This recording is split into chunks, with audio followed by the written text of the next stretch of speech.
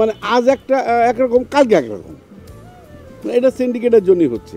জানি যে সিন্ডিকেট আছে আগে থেকে, সিন্ডিকেট এখনো ভাঙে না। সিন্ডিকেটগুলো যদি মুখিব করতে পারে তাহলে এই দাম যদি কমার একটা ওয়ে থাকে। এই যে ভোক্তা অধিকার যে একটা আছে, এদের আরও অ্যাক্টিভ হতে হবে এবং বাজার নিয়ন্ত্রণ করতে গেলে মানে যারা বিক্রি করে এদেরও সচেতন হতে হবে, চাঁদাবাজ বন্ধ করতে হবে। আর হচ্ছে গিয়ে মানুষ মেন হচ্ছে সচেতনতা এবং দেশপ্রেম। আমাদের ভিতরে যদি দেশপ্রেমটা আসে, যার যার জায়গার থেকে অ্যালার্ট থাকে, তাহলে কিন্তু দ্রব্যমূল্য এমনি কমে যাবে। আমি চাচ্ছি এই যে আমাদের সিন্ডিকেটরা, বিভিন্ন মধ্যস্বত্বভোগীরা যে রাস্তা রাস্তায় চাঁদাবাজি করে এবং তাতে দ্রব্যমূল্যের দাম বাড়ে, এই চাঁদাবাজিটা যদি এই সরকার, ইন্টেরিয়র গভর্নমেন্ট, অন্তর্বর্তীকালীন সরকার কমাইতে পারে বা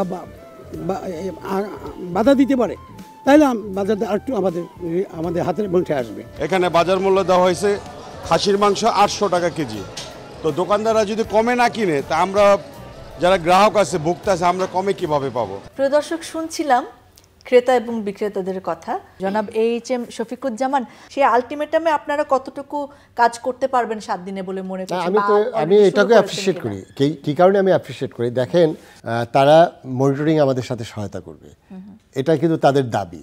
আমি কিন্তু অলরেডি এটাকে অনবোর্ড করেছি এবং 11 তারিখে ওদের সাথে মিটিং করার পরে আমি রাতের বেলা জুমে আমাদের 64টা জেলা, 8টা বিভাগের আমাদের প্রায় 90 জন অফিসার আছে, তাদের সাথে আমি প্রায় 3 ঘন্টা মিটিং করে আমরা এই সপ্তাহের মধ্যে ওদের যে দাবি যে সভা করতে হবে, এটি কিন্তু আমি কাল 11 তারিখে ডিক্লেয়ার করেছি এবং এই বৃহস্পতিবারের মধ্যে আপনার প্রতিটা জেলায়, প্রতিটা বিভাগে ঠিক ওদের যে সমন্বয়কারী আছে তাদের সাথে আমরা কিন্তু সভা করব।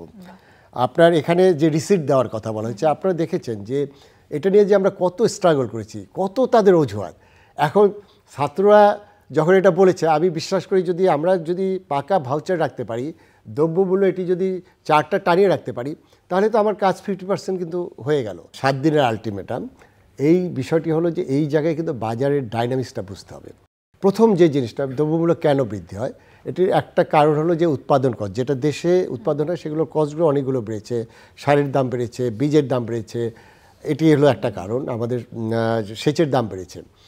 উৎপাদিত পণ্যটা আমার টেবিলে আসার পর্যন্ত, আপনার টেবিলে আসার পর্যন্ত আপনার যতগুলো হাত বদল হয়, প্রতিটা জায়গায় আপনার এখানে কালো হাত ছিল। 250টিরও বেশি ডিজাইন অপশন নিয়ে ওয়ালটন স্মার্ট ফ্রিজ, বোঝে আপনার প্রয়োজন। আমাদের ঢাকায় যে আমাদের আড়ত আছে, সেই আড়ত থেকে শুরু করে পাইকারি, খুচরা, প্রতিটা জায়গায় ম্যানিপুলেট করা হয়েছে। এখন আপনি হয়তো বলতে পারেন এটা তো আপনাদের দায়িত্ব ছিল।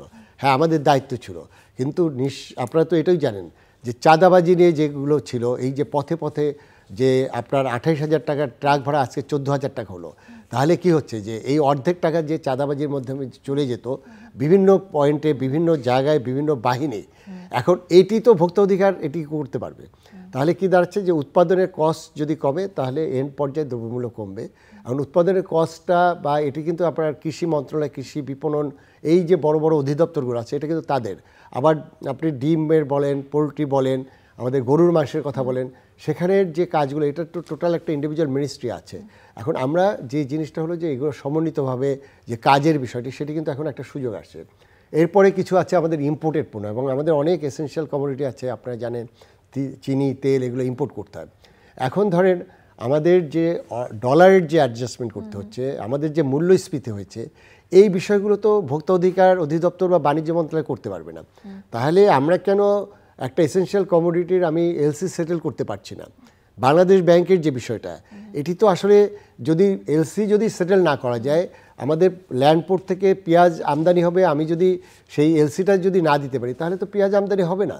তো এই জায়গাগুলোতে তো সংস্কারের যে কথা আছে, অলরেডি তো আপনার সেখানে বাংলাদেশ ব্যাংকের ওরাও তো একটা দাবি দিয়েছে, সেখানেও সংস্কার হচ্ছে।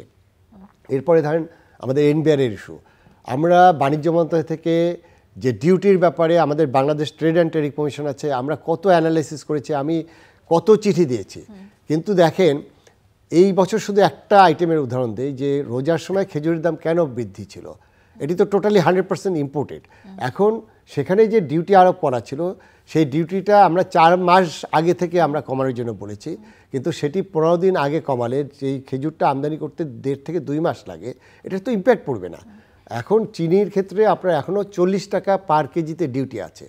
এখন সরকারের যারা ট্যাক্স কালেকশন করে, রেভিনিউ কালেকশন করে, এখন তাদের পলিসি কি আমি এসেনশিয়াল কমোডিটি থেকে ডিউটি নেব নাকি আদার এরিয়া থেকে নেব, আমাদের ইনকাম ট্যাক্সের এরিয়া বাড়াবো, এখন এই বিষয়টা তো ভোক্তা অধিকার সংরক্ষণ অধিদপ্তর থেকে করা যাবে না।